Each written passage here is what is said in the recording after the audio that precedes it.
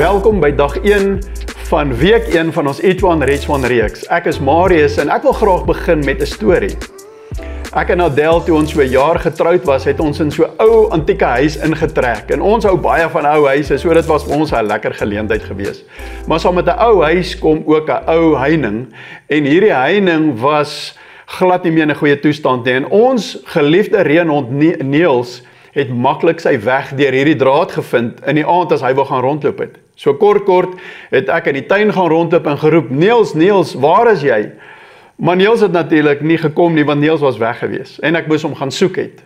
Nou dit het my laat dink aan God toe hy in die tuin gewandel het. Reg in die begin van die woord sien ons waar die Here in die tuin van Eden kom wandel en hy die mens wat hy gemaak het, hierdie mens wat hy gemaak het vir verhouding en wat soos sy seun was natuurlik, het hy geroep en het gesê, Adam, waar is jy? En in hierdie oomblik wat ons sien, het Adam nie geantwoord nie, want Adam het weggekruip. Jy sien, Adam het gesondig en sonde het ewe skielik 'n effek gehad op Adam se hart. Hy het ewe skielik bewus gewees van homself en natuurlik skuld en skaamte het in hierdie oomblik vir hom en het 'n realiteit gewees. En ons weet dat dit het 'n breuk in die verhouding tussen Adam en God veroorsaak. En Adam het hierdie intimiteit in hierdie verhouding wat hy met die Here gehad het, verloor. En ons sien dat die storie van die Bybel gaan oor God wat op hierdie missie is, op hierdie soeke is na die mens, om die mens terug te kry in hierdie verhouding, hierdie mens wat hy vir homself gemaak het. Meer as 4000 jaar later, loop Jesus in die strate van Jericho. En ons sien dat Jesus roep ook, en hierdie keer roep hy 'n ander naam. En hy roep, Saggeus. Jy sien, Saggeus was 'n tollenaar gewees. Hy was die hoofstaatsamptenaar van daai tyd, die hooftollenaar, 'n baie ryk man gewees, maar hy was ook baie kort gewees. En Saggeus het in 'n boom geklim, want hy het gehoor dat Jesus is aan die kom. Hy's besig om in die straat aangeloop te kom. En toe Jesus so aankom, toe roep hy hierdie man. En Jesus sê vir hom, Saggeus, ek moet vandag in jou huis wees. En die mense van daai tyd, toe hy sien dat Jesus saam met Saggeus en sy vriende in sy huis ingaan, was hulle baie kwaad gewees. En daar staan in Lukas 19 die volgende, toe almal dit sien, het hulle gemurmureer en gesê, hy het by 'n sondige man tuis gegaan.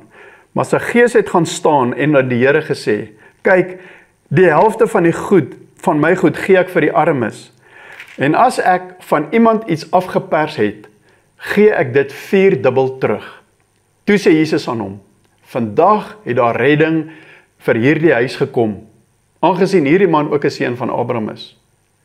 In vers 10 van Lukas 19 sê die Here Jesus die volgende, want die seun van die mens het gekom om te soek en te red wat verlore was. Is in hierdie hart van die Vader, om dit terug te kry wat hy verloor het, die mens wat hy so lief gehad het, dit is wat Jesus Christus aarde toe voorgekom het.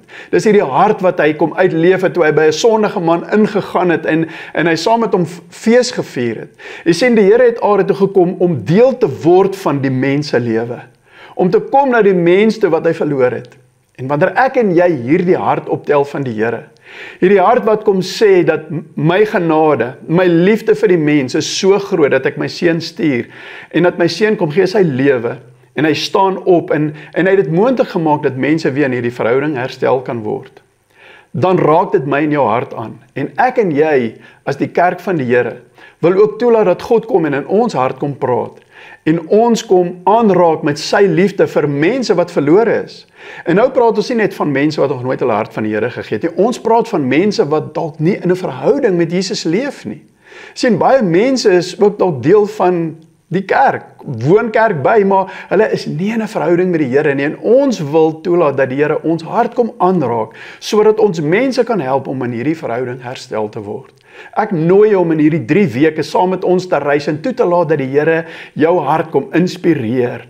En net weer kom vlam laat vat vir hierdie missie van God, hierdie missie wat hy ons opstuur, en wanneer ons saam, elkeen van die kerk op hierdie missie gaan, dan raak ons hierdie familie van die Here wat op sy missie is.